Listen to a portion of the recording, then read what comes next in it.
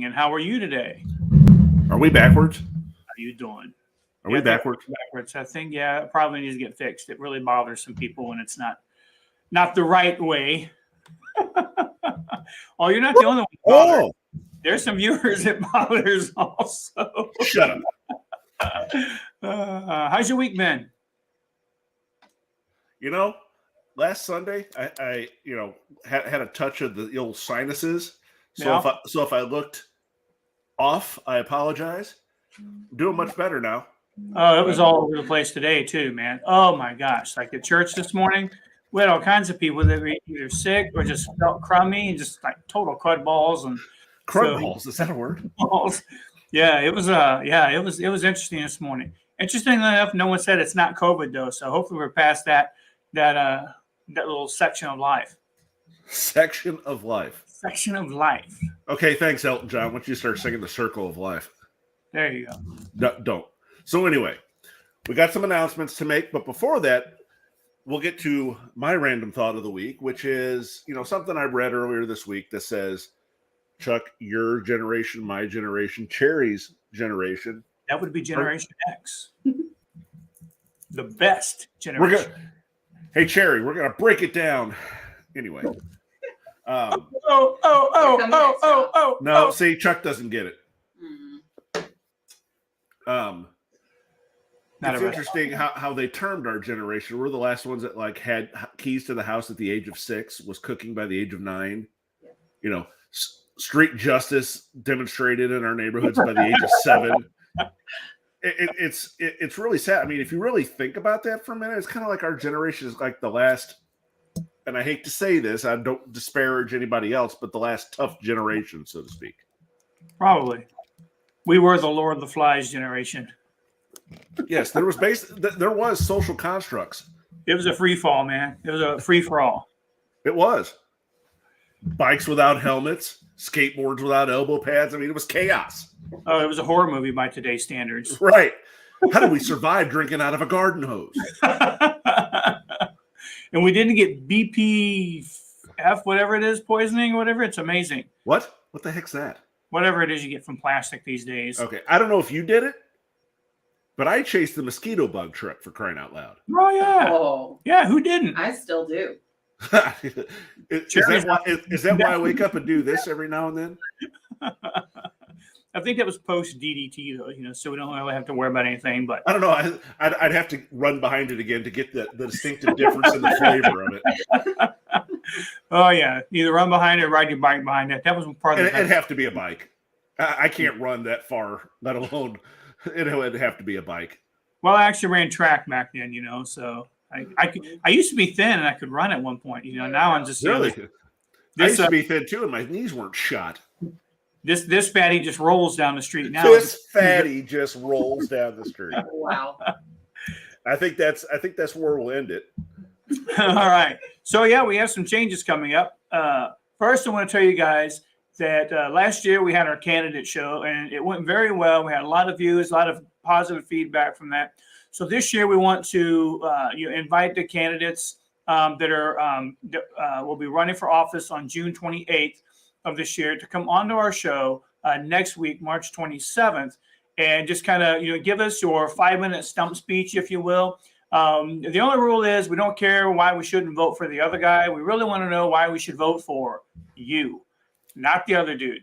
So we want to invite you guys to come on. If you're interested in coming on to the show, just message us at macandchuck.com or facebook.com/macandchuck. And we really want to have you guys on and just kind of, let us know what's going on and why we should vote for you. We know that there's a lot of people that want change. If you're going to bring the change, let us know what it is and, speak to your future constituents and your people that want to hear it. The other kind of big change, do we want to do this week or we want to wait till next week to do it? Our big change, the big news. Okay, did we not have this conversation, or are you claiming a senior moment? No, go for it. Go ahead. Okay, it's this show. Then next week is on what day? The next week is Sunday. No. March 27th is a Sunday. Yes, it is. Okay. and then not the 27th, but the first what of April? The first Wednesday of April. There you go. Yeah. So in short, folks, we're going to be moving the show from Sunday night at 6. We're going to move it to Wednesday night at 7. We think that'll give people a better opportunity to be on the show, a better opportunity to view it live, and also just kind of a better opportunity for other guests to come on the show and actually be part of the show. We understand that Sunday nights can be busy and they can be family nights, but we want to give you the opportunity to be more engaged with the show and hopefully get a better chance to watch it live. So anyway, with that being said, I think we are going to be bringing on our good friend, Pastor Jesse. He's going to come on tonight and he's going to talk with us a little bit. Now, there are a lot of questions that people have about an all-loving God, but then we look back in the Old Testament and we see what appears to be a vengeful God or a God that just doesn't quite meet up to today's standards of love and what love really means in that. So Jesse's going to come on and give us a little bit of information about the Old Testament God. Is he really the same God then as he was now, or as he is now? And so we're going to talk about that a little bit. And if you have questions, folks, let's have those questions and let's have that conversation, because there are a lot of people who have different questions, but they may be too afraid to ask. And this is a great opportunity for you to ask without having to worry about being embarrassed or putting your face to it or anything like that. So with that being said, we're going to bring on Pastor Chatter here. Hey guys, how are you tonight? Good. How are Man, you? that camera's really zoomed in, isn't it? Holy cow! I was trying to change things up here, and my video's just not working right. Hold on, fellas. Let me see. That's a lot of my face right there. All right, maybe that's better. Nope, this side. Here we go. All right, let's try that. Up. Yeah, I don't know what's going on there. Anyway, guys, I'm glad to be back on the show tonight. We'll get this camera situation figured out here shortly. Anyway, first off, I wanted to tell Cherry, I'm sorry. I meant to get some notes over to you guys, but I realized that when I was looking those notes over, I wrote them for class where I was present. So they have a lot of blank spaces in them where people are supposed to fill them in. So I'm actually going through and working on filling that out so I can get that over to you. So that's on the Revelation study stuff. So those will be coming along shortly. Sorry about that, guys. No problem. You know what? Can you give me just another second here? I'm gonna adjust this camera real quick. This is killing me.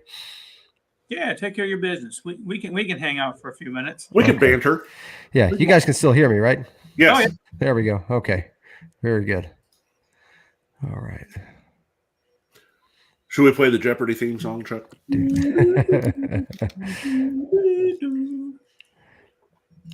Yeah, have to adjust the output ratio on this. I used something different here on this, and I thought it was working all right. Trust me, I experience that from time to time. Well, you got bad ratios. Bad ratios. Oh, ratios, man. A ratio or rationale, one of the two. Okay, fair enough. Yeah, fair enough. So.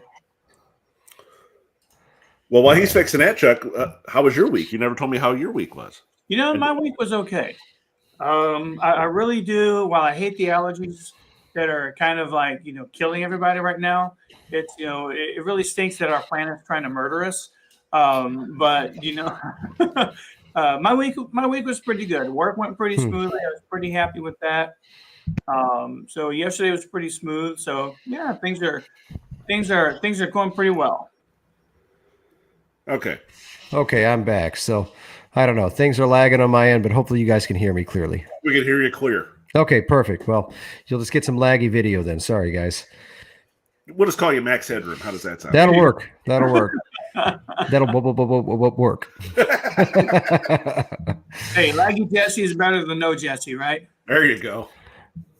So what questions do you have for me tonight, guys? I know we wanted to talk a little bit about the God of the Old Testament and whether he's the same as the God of the New Testament and how that all plays out. So have you got any questions in mind? I do. And here's from compared to you two, kind of more of a lay person in the realm of church going. For someone, if you had explained to someone who was new to everything, I went to Catholic school. I have a a fair understanding of everything. If you were to explain to someone new and they read the entire Bible for the first time, how would you resolve the two and the questions they have, what they see in the Old Testament versus the New? I think that's a good place to start. Sure. I think that first off, I would start by explaining to them that the Bible is one contiguous story, 66 books written over a large period of time, many different authors, all pointing to one story that actually does flow together if you understand the connecting points. You see in the Old Testament God laying out a plan, and you see some symbols that lead you to Christ later on. If you actually read with understanding, you'll understand how the temple, how it was set up, how that leads to Christ later on. And you'll understand how the sacrifice even prefigures Christ later on. So I would point them to those things, and I would say, look, God gave many, many signs along the way as to how he was going to fulfill his plan. And so you see that play out over and over and over again in the scripture. You see the type and the shadow, and then you see the fulfillment of that thing given in the New Testament.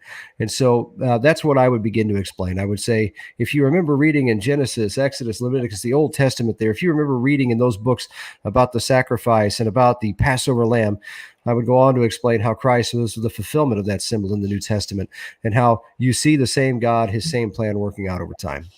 Okay. And a follow up to that, if I can, Chuck, I don't want to jump over you, but like I said, a follow up to that. Would you recommend that someone who is interested in reading that get some pointers first so they can better understand it? Kind of a clarification point. Okay, you may read this here. Here's the map that you're going to follow. It's good to take some notes so you can reference them later. This is the key points that what would you recommend something like that as opposed to just going through it blindly the first time? Sure. Personally, I would recommend somebody start off, if they were going to start their Bible reading journey, I would start them off with the Gospel of John. You're going to get the most clear picture of Christ as man and deity there in the Gospel of John. It's going to give you a very clear picture. Then I would recommend, if they wanted to read the Old Testament, yes, that they read through with some guidance, because it's easy to get caught up in legalism, and it's easy to get caught off guard if you don't understand what it is you're reading, because there's a lot of things that you have to take into account. Number one, when you read the Old Testament, you're reading an ancient Near Eastern document that was written from a different viewpoint than you and I have as 21st century Americans. We have different political viewpoints. We have different viewpoints about status in society. We in fact, our viewpoints probably couldn't be more different from those people at that point of time. Not to say that the truths found in there aren't still relevant. It's just to say that God didn't just throw down the Bible as golden tablets from heaven. What he did was he actually used inspired authors, but he used them where they were to write to a particular people at a particular point in time, knowing that word would be preserved, and there would be people who would study that and explain it later on. So yes, I would recommend somebody read the Gospel of John and then go into the Old Testament, knowing that they're going to have questions, knowing that some things are not going to make sense. Now, Jesse, when we talk a little bit about, the culture and things like that, a lot of people would say that kind of borders on the line of dispensationalism. Oh, I think we may have lost Jesse there. Well, rats. We were just getting off to a good start. Yeah, no, he'll be back. He'll be back. But if you and I can continue this conversation, do you see my point where I say someone first wants to read it and they go through and doesn't have the understanding or the foundation of an understanding to say, well, what's the difference between God here and God here? It doesn't make sense to me. Yeah, and I think you'll get a lot of that, especially if people tend to take the guide to read Genesis to Revelation. They're right. Jesse makes a really good point in starting with the book of John. And I think we got him back. Yeah, learning more about the character of Christ. So, let's bring him back on. All right, guys. Sorry about that. I do not know what's going on here. Must be having some computer trouble tonight. No biggie. All right. Anyway, so yeah, again, reading through the Old Testament, I recommend that you do have a guide somewhere that you could ask questions of. Someone who has studied and understood the time period, who understands the customs, who understands the context in which some of those writings are done. It's very important. If you take scripture out of context, you can make it say anything really that you want to. Mm-hmm. Yeah. So, Jesse, to kind of touch on the question I was asking you before we got disconnected, was a lot of people would describe what you were talking about earlier as, dispensationalism. Hmm. Can you go into that a little bit? Maybe about what dispensationalism is, and just how to go about reading the Bible in a way of understanding the character of God. And then just a little bit into that, and then we'll kind of dive into some of what the Old Testament talks about and what people may see as differences in God when there really isn't. But can you go into that a little bit? Yeah, sure. Dispensationalism. Most of the time, when we have that discussion, it has to do with end time studies. Um, you know, a lot of people believe that there are different church ages that are described in Revelation, and that those are different dispensations of either God's grace or His judgment. And so maybe they may look at that. I believe that the most accurate way of describing what I'm talking about is it different in Testament. There's a reason we have the Old and the New Testament. There's an Old Covenant, and then there's a new covenant in the scripture. The old covenant is under the law. God chose a particular people. He told them they had to observe these laws. These laws were what would grant them security in the land. It would grant them prosperity. It didn't necessarily grant them forgiveness. They still had to sacrifice and things of that nature. And then in the New Testament, you see the fulfillment, and there's a new covenant. It's a new covenant through Christ. Christ becomes the ultimate sacrifice, the once and for all.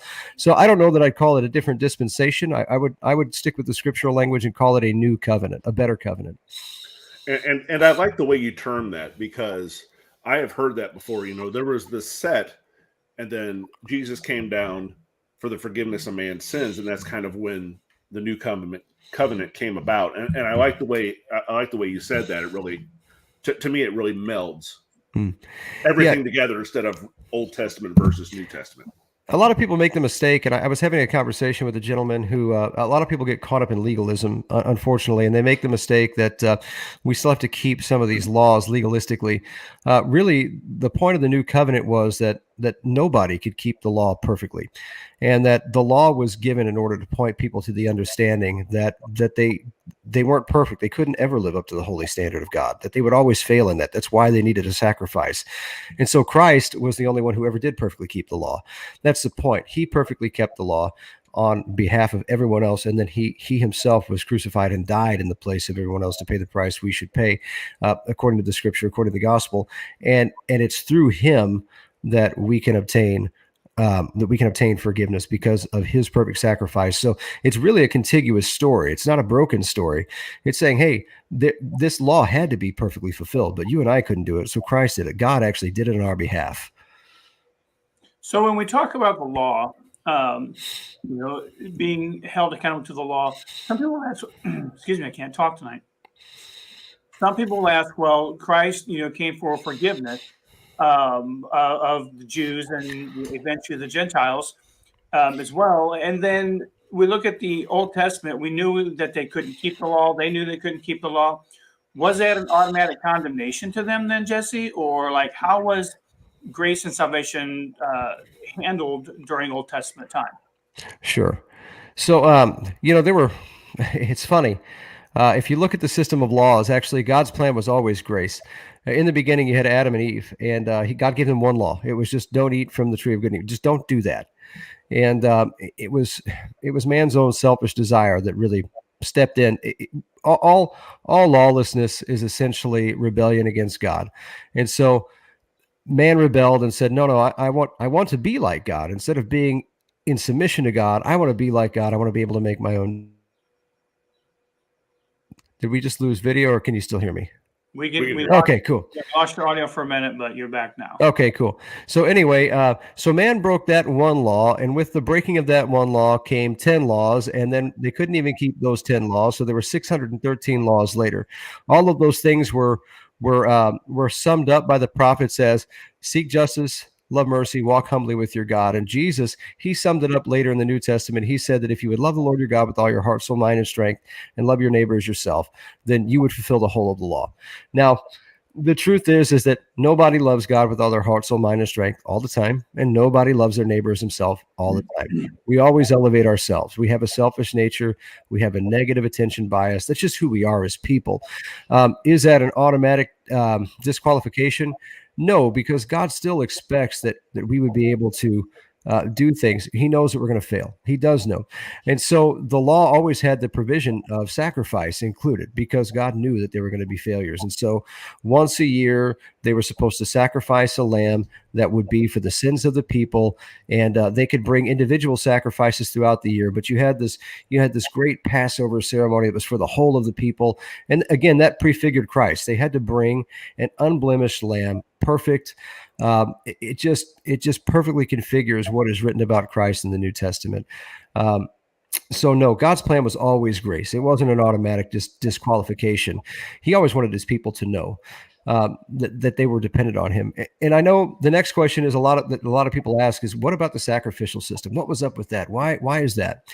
And the best explanation I ever heard, I didn't make this up. I heard it. And actually it was a rabbi, an old rabbi that I read. Somebody asked, the rabbi, why do we sacrifice these beautiful creatures? And I thought it was interesting. He said, the truth is that every time we break God's law, every time we act selfishly, and every time that we don't put God above ourselves, something beautiful in God's plan has died. You have killed it. And so the price of that perfection, the price of breaking that perfection is you must see something beautiful in turn die in your place because of what you've done. It was a really striking illustration because a lot of people think the sacrifice was this hands-off kind of thing. You give an animal, the priest just kills it and whatever else. No, actually, you had to lay your hand on the head of that animal. The priest would cut its throat. You had to watch that whole process, and then you actually had to consume some of that animal as well. So it was really a very intense situation. Awesome. So, we talk about, there needing to be a sacrifice in that. And, we look at the sacrifice of Jesus, very, very similar in that beautiful thing being, destroyed. The question that we go back to in the Old Testament is, you mentioned the laws and things like that were, set forth for God's people or the Jewish people. A lot of those laws seemed really bizarre. They seemed just kind of strange and just like we don't really understand them, why they were there, like basically digging a hole for your waist and making sure it was outside of the camp. And then there were women had to sit on mats during their time of the month or whatever. So just those are some of the laws that were a little odd. And then you get into some of the discipline of the laws. And then but you start looking at when God's starting to move his people forward towards Canaan and overtaking other cultures and things like that, slaughtering men and women in God's name. Can you explain a little bit about that? Sure. So how much time have we got here tonight? Because there's a lot that goes into the backstory here. Number one, let's talk about the sanitary, dietary, kind of exclusionary laws that you alluded to. Some of the sanitary laws were. You have to say, I just can't understand why God would forbid anyone to eat bacon. Hey, look, I'm a bacon guy. Here's the reality, though. Today we know a lot about the dangers of undercooking pork. We know a lot about the dangers of other things. A lot of those laws are just good common sense if you look at them. They are laws that keep people safe and healthy. There were laws about not dealing with lepers. God has a whole setup of how you should set someone out of the camp for 7 days, and then a priest should go look at them. If the spot looks a certain way, then it's not leprosy, it's just something else. They need to cleanse themselves and then come back to the camp. If it looks a certain way, then they need to wait another 3 days and the priest will come out and look at them. These are all health laws right here. They're for the good of all the people, and they make good sense. Now there are other things. Comes down to some of the dietary restrictions. Again, pork can be a very dangerous food. Some of the other foods can be very dangerous when not cooked properly. So I think those things kind of speak for themselves.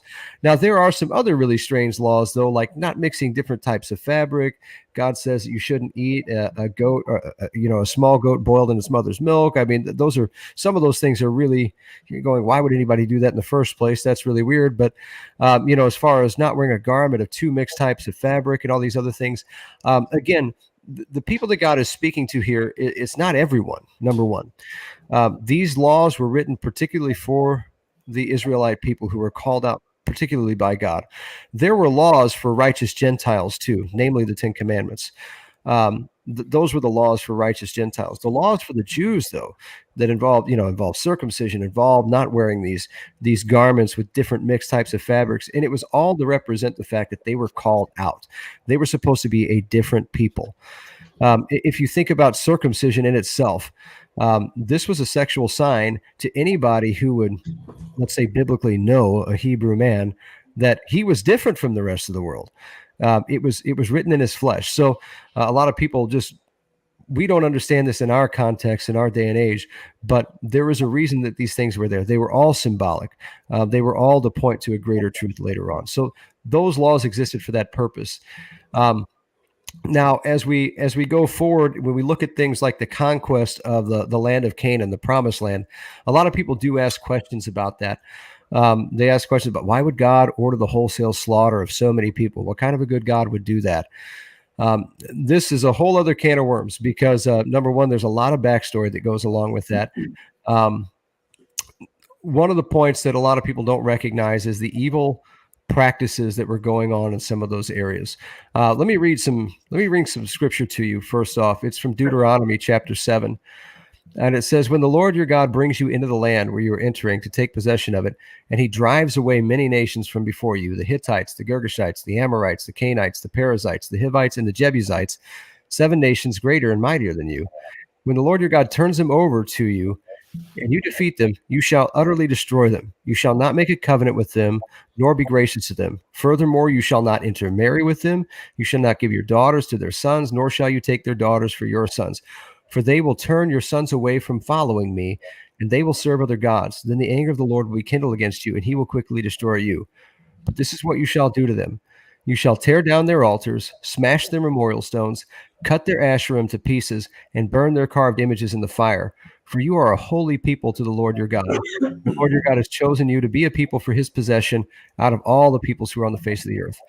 So God kind of lays out his program right there. He says, listen, first off, I want you to go in here, and when you drive out these other 7 nations, we'll talk about the particular 7 nations here in a minute. But he says, when you do this, I don't want you to make any covenants with them. I want you to utterly drive them out. The word that's used for destroy is harim, and it can mean to drive out, it can mean to displace, it can actually mean to utterly slaughter. So it's translated in various different ways here too. Sometimes God does order the wholesale killing off of a group of people, particularly some like the Amorites, who had a particularly grotesque type of demon worship, if you ask me. They had a god, Molech. Molech was represented by a bronze statue and had outstretched arms. And what would happen is the priests of Molech would build a fire under these outstretched arms, and they would sacrifice babies there in the burning bronze arms of that statue. Parents would bring them there, and then the priest would actually take the baby from the parents and walk like 100 yards or so away and put them into the arms of this statue, this burning bronze statue, and the babies would be basically incinerated there. So God hated those practices. There were terrible practices that were going on, and so he called judgment on those people. That's one point. And so he clearly tells them, when you go in, don't make any covenants with them, don't be gracious to them, don't intermarry with them, because you're going to learn these things that they're doing, and I don't want you to do that. Remember, you are a holy people called out. So there's one point. The other point is a little bit more esoteric, if you will, but it's interesting and it's worth looking at. So if you're interested in going to Genesis chapter 6, I'm gonna pull it up here just so I can read it to you. There's a strange section here in the scripture where it talks about the Nephilim being on the earth. verse 4, it says, the Nephilim were on the earth in those days and also afterward, when the sons of God came into the daughters of mankind, and they bore children to them. Those were the mighty men who were of old, men of renown. That is the story. There's a verse, like, it stands by itself, Genesis chapter 6, verse 4, before we get into the flood story of Noah. And it's kind of the idea here is that the earth had become wicked because these Nephilim, these descendants of the Nephilim were here. And not only that, they were teaching mankind to be bad. There's a lot of writing about this outside the Bible that comes to us from other mythologies and literature. Anyway, the idea leading is God destroyed the earth as a way to begin to cleanse the earth from these things. But when we look at the report of the spies who go in to spy out the promised land under Moses and Joshua, when they come back, they say this. They reported to him, and this, you can find this in Numbers chapter 13. It says they reported to him, we came to the land where you sent us, and it certainly does flow with milk and honey, and this is its fruit. Nevertheless, the people who live in the land are strong. The cities are fortified and very large, and indeed, we saw the descendants of Anak there. Amalek is living in the land of the Negev. The Hittites, the Jebusites, and the Amorites are all living in the hill country. The Canaanites are living by the sea and by the side of the Jordan. And what's interesting about that is that these people, the sons of Anak, are said to be descendants of the Nephilim. They're the giant peoples. In fact, if you go on in Numbers 13, they continue talking about this. They said, but the men who had gone up with him said, we're not able to go up against these people because they are too strong for us. So they brought a bad report of the land which they had spied out. And they said, the land through which we have gone to spy out is a land that devours its inhabitants. And all the people whom we saw in it are people of giant stature. We also saw the Nephilim there. The sons of Anak are part of the Nephilim. And we were like grasshoppers in our own sight. And so we were in their sight. So we see that God calls them out particularly to destroy 7 nations. And these 7 nations are all 7 nations that have this Anakim Nephilim descendancy. They all reside in the hill country. So it wasn't like God was just calling them to go out and indiscriminately kill people. There is if you read the biblical history here and you read in the right context, there is a method to this wholesale destruction of a group of people. And so that's just dipping my toe in the water right now because we really don't have time to go through the whole of that. But I hope that will spark your interest. And if you're interested in reading more about that, I can recommend a book to you. There's a book called The Forgotten Realm The Unseen Realm, by Dr. Michael Heiser. There's another book called Reversing Herman, written by him as well. Pretty interesting stuff. Michael Heiser is a very conservative biblical scholar, but he also has studied the Old Testament in its original languages. He's one of the foremost leading scholars on that in the world. So fascinating stuff. So Jesse, if you would real quick, we use the word Nephilim quite a bit. And I know that, before you have kind of gone into that a little bit. Sure. Just for those who may be, new to this particular segment, can you kind of explain a little bit, what the Nephilim were, but not only that, why it was such a bad combination between, mankind or humankind and the Nephilim and them having offspring and just that whole genealogy? Sure. So again, this is a contentious area, and I myself, I used to take a different viewpoint than I do now. I always had an issue with the idea that spiritual beings, let's say, could procreate perhaps with humans. It just doesn't seem to be something that we see in the scripture very often. In fact, we see in the New Testament, it said that, that we'll become, when we're with Christ, we'll be like the angels, neither procreating or given in marriage or anything like that. But we have some, all right. So when we go back into the Old Testament, we're looking at ancient times. We have to set some terms first so that we have some understanding. First off, the Nephilim, these are fallen spiritual beings. And so the Nephilim, the sons of God, let's say, who come down to take wives of women. There's a greater story told about this in the ancient mythologies of the people surrounding the Israelites. And it's given clarification really here in the Bible. Anyway, the Nephilim, again, are these spiritual beings, and apparently they look down in rebellion on the daughters of mankind. It says, and they take for themselves wives of mankind, and apparently we have some kind of bastardization of God's plan here, essentially, which is a terrible thing. God doesn't look he doesn't look favorably on this. But also, if we read the text of some of the surrounding nations, they actually regard this as a good thing. You begin to see this come about in their mythologies at about the same time, which is why we see so many similar stories come about. There's even a similar flood mythology. I'm sure you guys have heard of the Epic of Gilgamesh. Gilgamesh is said to be he's said to be like half god. He's said to be like a demigod, a giant man, and all of this. And he's kind of going out on his own. And he becomes this culture hero for his people. Anyway, his people, they begin to look at this intermixing of the quote unquote gods and men as a good thing. And there's stories told in the surrounding nations of them bringing technologies and teaching people how to make war and things like this better. This is kind of the idea is that this would be understood by the reader.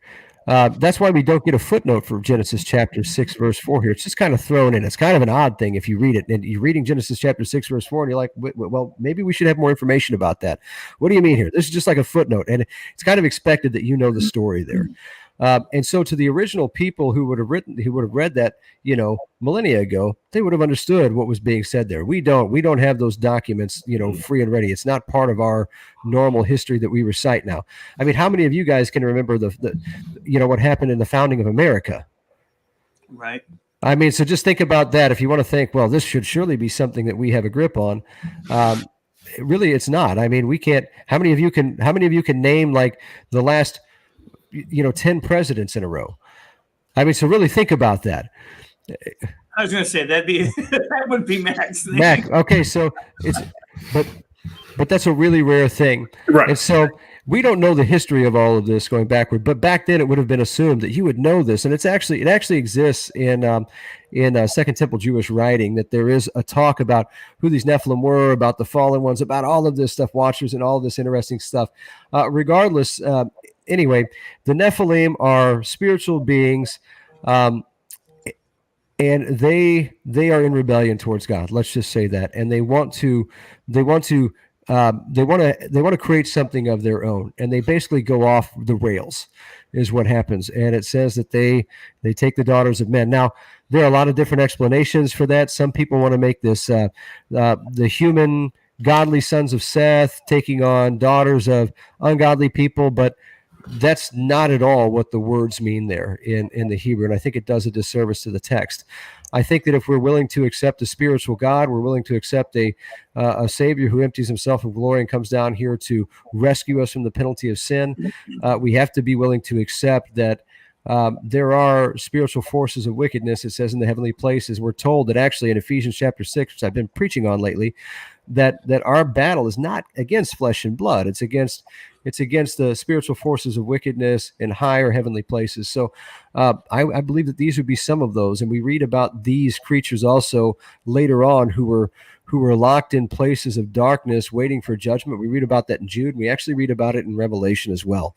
And so these Nephilim were the descendants of those spiritual beings. I'm sorry. So they're kind of like half men, half spiritual being. It's just conglomeration, an unholy thing that shouldn't have happened. Mac, did you have a question? Kind of looked like you had something you wanted to No, I was just intrigued and listening to what he was saying. There's a lot that can be said there, much more than I could really break down in 20 or 15 minutes. The best thing, like I said, that I could do is point you really to the book Reversing Herman by Dr. Michael Heiser. That is all about this subject, and it is a fascinating read. And he goes into the mythologies of the people surrounding the Israelites and the Canaanites that they displaced, and it really just ties in so well. We don't realize just how interconnected the histories of those people were. So it's no surprise to me when people read the Bible and then they'll find they'll find documents from surrounding cultures, and they'll say, well, this culture has a document that has a story that sounds almost just like this from a different perspective. Well, of course they would. I mean, why wouldn't they? If this is a thing that's really happening in the world, other cultures are going to know about it. They're not going to have the same perspective. According to them, they have different gods, so they have a different perspective on all of this. Excuse me, but that's just to whet your ass. Check that out for yourself. That's a resource that you should look into. Okay. So a question that I do have is you're right. These cultures all experience a lot of the same things that occurred, and different viewpoints in that. But where does that break off? So we have the flood, and then we have Noah and the descendants of Noah.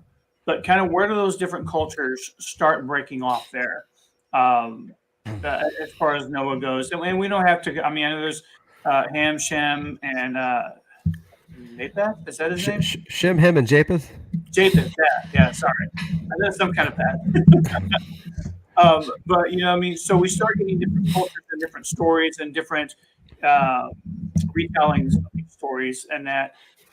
Just if you could briefly, just a quick cultural break off of where that goes, because I do want to kind of dive into Leviticus a little bit, because that's a pretty splitting book. Sure. Right there. So just to kind of touch a little bit about where those cultures break off there, and then we'll get into Leviticus. So it's actually pretty fascinating. Once you get past Noah, you get Shem, Ham, and Japheth. They all go out. There's some pretty interesting relationships that happen between them. But all right, so you have Babylon that gets founded sometime after that, and let's just go there. The Tower of Babel. We've all heard of all of this. God splits the nations up there. Remember that the original commandment that God gave to Adam and Eve was that they should go out and they should fill the world. They should subdue it. And then we have this filling of the world, but then we have the whole Nephilim thing. We have the flood, we have the destruction, then we have Noah's sons. They go back out and they're supposed to, again, fulfill that plan. They're supposed to be fruitful, multiply, fill the world, subdue it. But actually what we see is people come together and they begin to build like a mega city. And the people of this mega city, they begin to build a structure. And God says, hold on a minute. You're not doing what I told you to do. You're coming together. You're trying to elevate yourselves again. This is becoming a mess. And so he split the languages of the people. And culture split off from there. You can trace those lines all the way down. I mean, they spread out throughout the ancient Near East.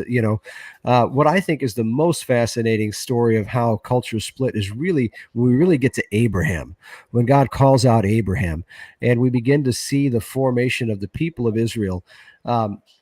We see from Abraham there comes two distinct people groups that are still around today.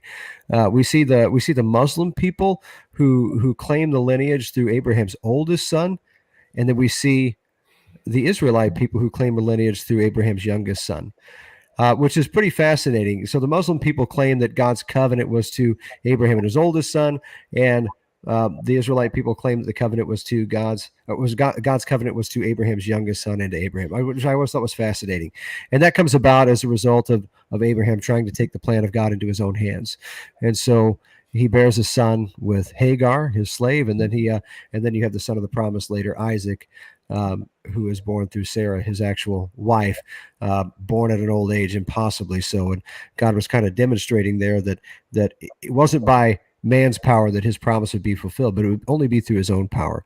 And interesting fact about that. Isaac, the name Yitzhak in Hebrew, it means laughter. I always thought that was funny because when God told Abraham and Sarah that they would have a son in their old age, Sarah laughed. And she said, I'm 90 years old. Am I actually going to have a child? And God said, yeah, you're going to have a kid, and you're going to name him Isaac. You're going to name him Yitzhak. You're going to name him Laughter because I'm going to get the last laugh in this. I always thought that was interesting. Sherry, can you imagine being pregnant at 90 years old? No, thank you. No. And so when you read the Old Testament, if you understand some of the way things are said there too, you'll find there's some pretty humorous stuff in there. You see God's sense of humor really come through, which I think is I always thought that was fascinating. I love to teach the Old Testament. Yeah, awesome. Yeah. I mean, I think it's important to understand, where the different cultures come from, where that break happened, and just kind of how, a huge group of people can all experience the same thing, yet see where the break on that comes, and each different culture kind of tells their own story or their own version of the story of that. So I appreciate you going into that. One of the things I want to talk about is, again, a very polarizing book is Leviticus. You'll have a lot of people that will, really quote that out when they're trying to throw, prove that God's, some evil kind of guy or something like that. And, there's a lot of, laws and rules in Leviticus. And, in today's world, I will take a kind of a light one here for, I guess, is tattoos. Okay, so and I believe that that's talked about in the book of Leviticus, but we see Christians with tattoos all day long, but in Leviticus, it tells us not to be, not to get tattoos and things like that. I mean, what's the different from Christians being able to get tattoos now? Sure. So number one, again, the context means everything in this situation. Leviticus 19:28 is the verse you're referring to, and it says, "You must not make any cuts in your bodies or put tattoo marks on yourselves for the dead. I am the Lord your God." This is a very cultural practice. This is a very pagan cultural practice. The people around them, cutting yourself for the dead in a sense of mourning, or marking yourself for the dead in some way, as in a ancestor worship. These are all things that were involved in different forms of worship, different forms of idolatrous practice. God is telling them, don't do that kind of stuff. Now you're talking to a guy. I'm a pastor and I have tattoos. And I actually got a tattoo, another one after becoming a pastor. I don't have any problem with tattoos. In fact, mine is I tattooed Galatians 2:20 on my right arm. And it says, I have been crucified with Christ. It's not I who live, but Christ who lives in me. So my tattoo, I'm not marking myself for the dead, number one. I believe Jesus is a risen Savior, so I mark my body for the living. But I think context is the key here. We can get wrapped up in legalism, and this is what I mean by coming to things in context. If we take this verse as an American 21st century, person reading this, we're going to read it and we're going to get a wrong idea, especially if we haven't studied what the New Testament says. We're told in the New Testament that we're not under the law like this, but we're under grace. That doesn't mean that the basic tenets of God's standards of morality don't stand, but these specific legal edicts that were given to a very specific called out people do not apply to the New Testament Christian. Okay. Yeah. And, that's something else that I think a lot of people don't understand, which I think is really important to understand the difference between being under the law and being under grace. And I think that there's a lot of misunderstanding of that, that people just really think, well, this was the law back then. And wasn't the law actually written for the Jewish people as opposed to, the Gentile population? Well, so we have the Ten Commandments. Here's the interesting part of that story, honestly, is that, again, the original law was, don't eat of this tree. Okay. That was the original law. That was the only law given. Everything else was on the table because, there was no sin aside from that, apparently. Just don't do this one thing. But that one thing happened, and so that led to a period of time where God it led up to a period of time where God was going to give 10 laws, the 10 commandments. Moses goes up, and one of those laws is, you shall have no other gods before me. And it's a pretty amazing story because he had just led the captive Hebrew people out of Israel into the desert. He's delivered them, and Moses goes up on the mountain to receive the 10 commandments. And while he's up there, because he's taking a little bit of time, the people down below say, I don't know what happened to Moses. He went up on the mountain. Maybe God ate him. I don't know, but he's disappeared. But we need another God. We need other gods to lead us like we had in Egypt. And so they make for themselves these golden idols, this golden idol of a calf. And we could get into that, but let's just keep it simple here. They make for themselves basically an idol to represent one of the gods they were worshiping in Egypt. And Moses comes down the mountain, and what's he find him doing here but worshiping an idol and having sexual revelry down there while he's just been up there receiving the 10 commandments. And so he comes down and he basically smashes them on the ground, and God's like, yeah, these stiff-necked people, they need a little bit more than 10 commandments. We're going to have to do this different. and I'm making light of it here, but it goes from 10 commandments to 613 different laws that are given to the Jewish people. And yes, these are specifically given to the Jewish people, but righteous Gentiles were supposed to observe the 10 commandments. And so those 10 commandments, they do reveal to us the heart of God. Have no other God before me, don't lie, don't murder, don't, of course, don't bear false witness, honor your father and mother, keep the Sabbath. These things were all important to God. And again, those things could all be wrapped up in the saying that Jesus said, that was, love the Lord your God with all your heart, soul, mind, and strength, and love your neighbor as yourself. But Romans 6:14 in the New Testament, Paul does say, he says, sin is no longer your master, for you no longer live under the requirements of the law. Instead, you live under the freedom of God.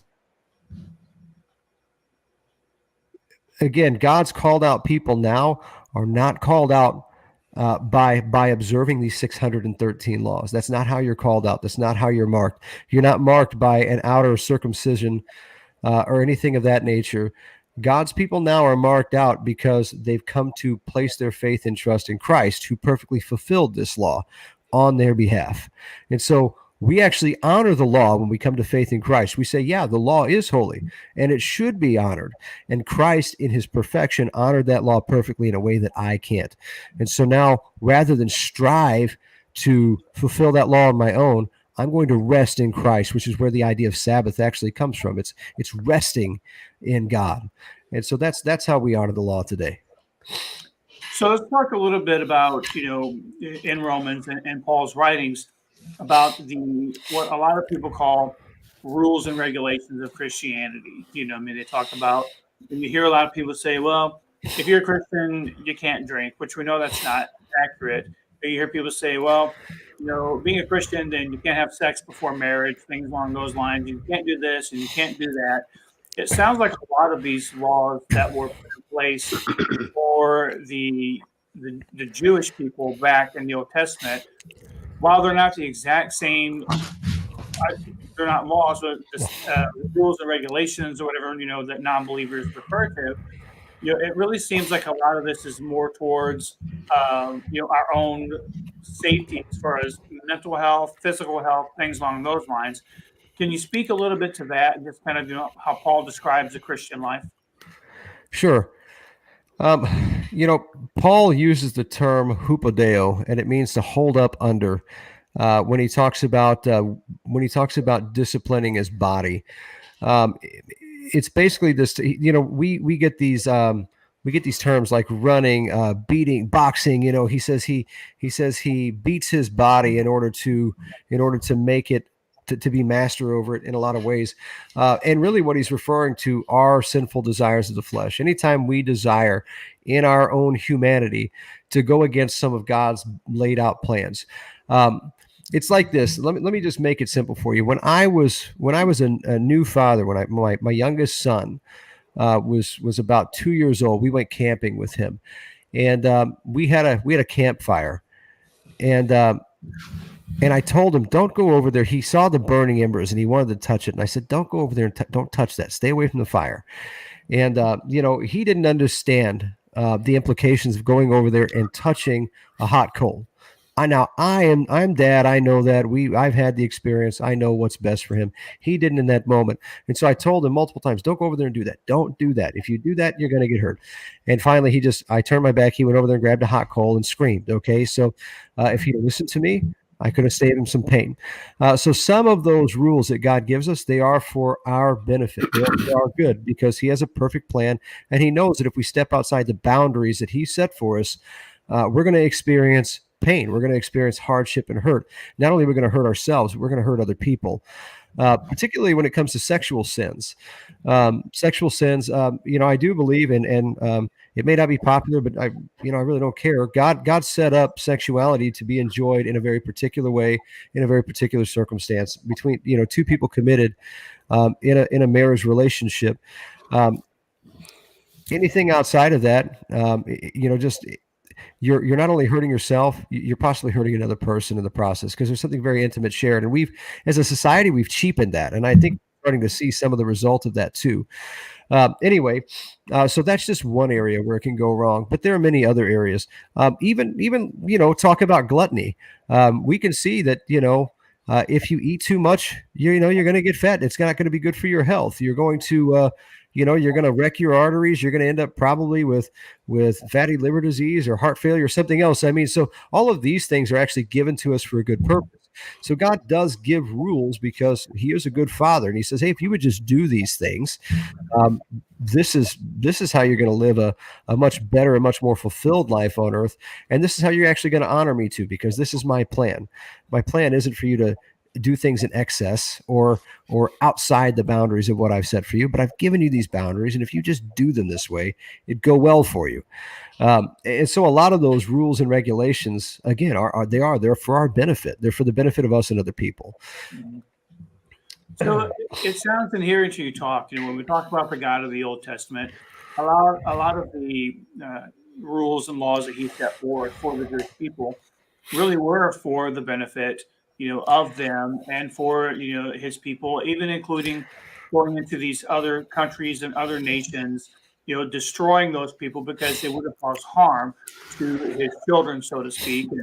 And the rules that God put forth, since they couldn't follow the first 10, he had to put all these other rules in there. It was, for our own health and our own benefits as they grew and became a larger, more holy people.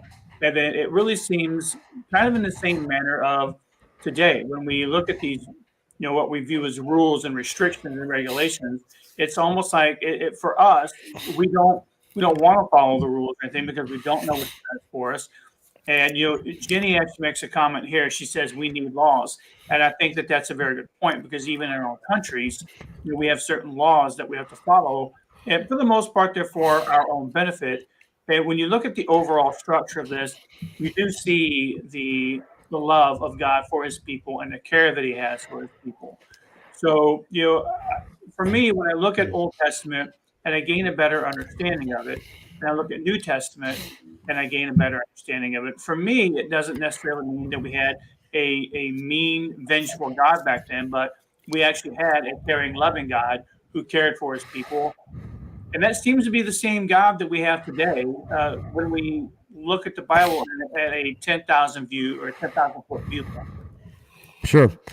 Well, people will often focus on the slaughter that happened in the Old Testament, and they will forget about things that God had said to his people once they settled in the land, too.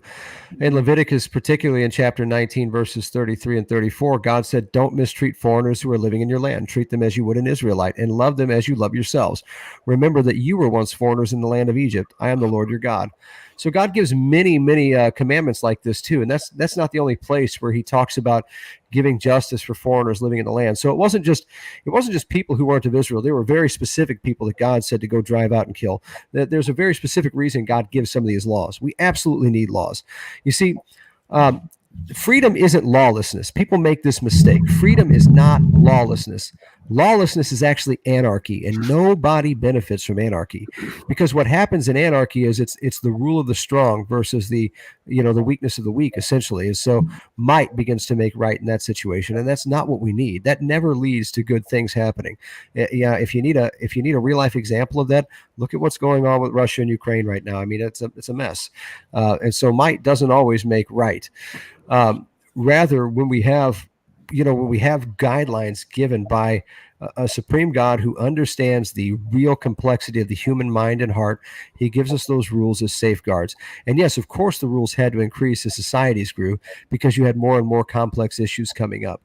And so now, rather than laws, let's say in the New Testament, we have a greater understanding of what God's heart and his plan is. And so he tells us, if you step outside the boundaries of this, whatever's not done in faith, that's sin. If you step outside the boundaries of these things, you're hurting yourself, you're hurting other people, and you're not actually fulfilling the law in that way either. You're not loving God with all your heart, soul, mind, and strength. You're not loving other people as you are yourself. Because if you really loved other people the way that you're supposed to, you would understand these boundaries I set are not only for your good, they're for their good too. Mm-hmm. Awesome. Well, I'd like to take a minute, and if there's anyone who's watching right now, if you have any questions that you would like to ask Pastor Jesse, or something that maybe you don't understand, that maybe we can take a look at again, or maybe some clarification, I would invite you now to go ahead and, just pop those questions into the comments box. Would love to take a minute just to answer some of those. Um, Jesse, thank you so much. I appreciate you coming on and, just, sharing your knowledge with us. And Mac, did you have any questions or anything else that you wanted to ask while we've got his ear? No, I've just been very interested in listening all night long. It's been very intriguing, very, very capturing. And as always, I do appreciate you coming on and sharing your knowledge with us.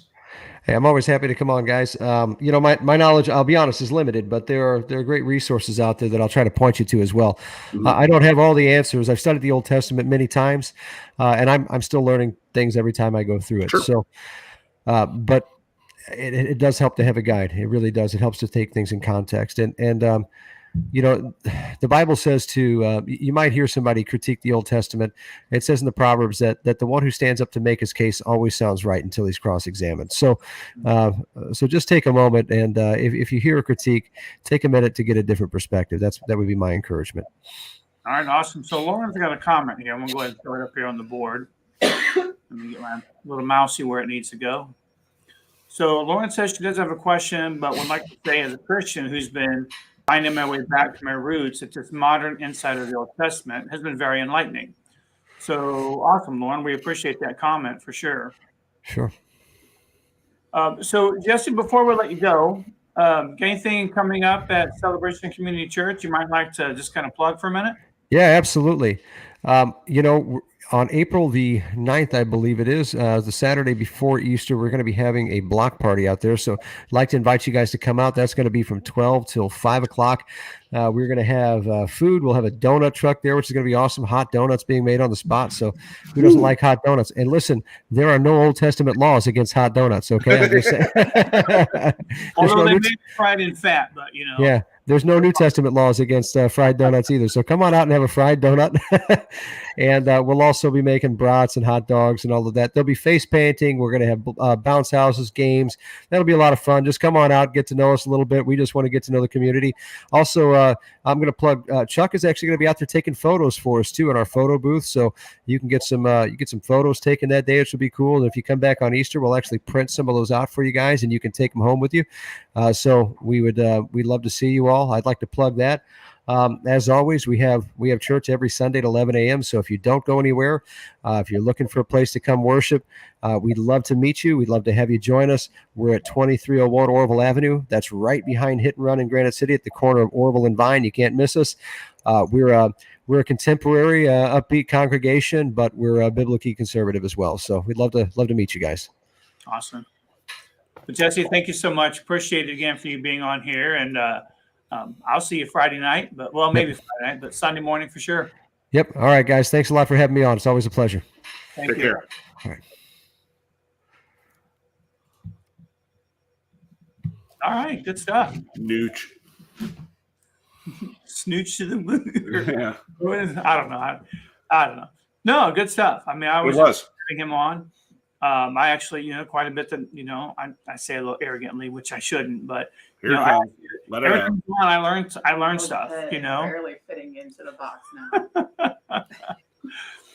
But I always enjoy having him on, and I learn something new every time. So you gonna make it over there with your back?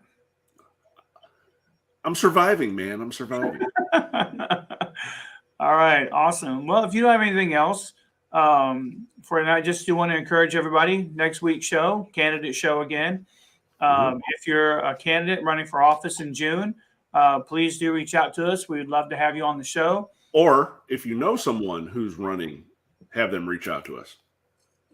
As Chuck takes a drink. Yeah, or reach out to us on their behalf, and we'll be happy to reach out to them. We just want to make sure that everything covered now, right? Everything's covered. I think so. I just want to make sure that everyone understands and realize they have an opportunity here on the show to come on. Yes, that's the main point. And the other thing is, it doesn't cost you a dime. I want to get that across as well. It doesn't cost you a dime. Unless you'd like to donate, which, that's up to you. No pressure. If you have a campaign ad that you'd like to run, we'll run your ad during the show also. If you don't want to come on to the show, we'll be happy to run one of your ads on the show as well. Yeah. that's a good point to point out too. Yeah. So, just let us know. And then again, next week, show is on Sunday at 6, March 27th at 6 p.m., just like always. And then the next show will be not that Wednesday, but the following Wednesday at 7 p.m. And we'll throw some reminders out there for you guys as well. But, hey, thanks for joining us on the show tonight. We always love it when you guys tune in and interact. And if you catch us throughout the week, just let us know that also. We're always looking to even interact throughout the week. So I think with that, Mac, I don't have anything else. Do you? Nope, it's April 6th, just to throw the date out there. April 6th at 7 p.m. Be there.